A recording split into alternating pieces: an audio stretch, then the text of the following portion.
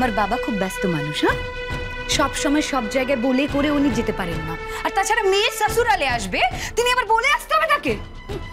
ছোড়ো জবা, শুন, আমার বাবুজি কিন্তু ভীষণ রাগী মানুষ, হ্যাঁ, তার সব কিছু একদম পরিপাটি চাই। সকালবেলার নাস্তা, ফ্রুটস, বাকি ওই দুপুরের খাবার, রাতের খাবার একদম টাইম টু টাইম করে দিতে হবে, বুঝলি?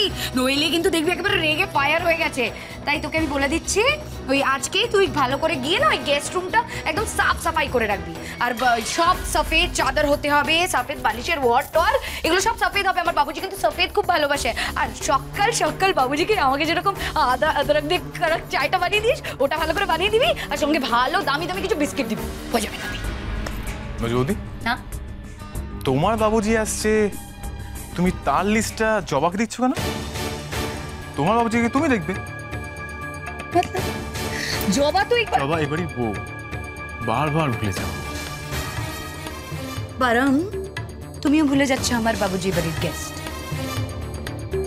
জানি, তোমার ভাইয়ের মতো তোমার বাবাও এই বাড়িতে গেস্ট হয়েই থাকবে, তবে তো দেখাশোনা তুমি করবে, জবা নয়।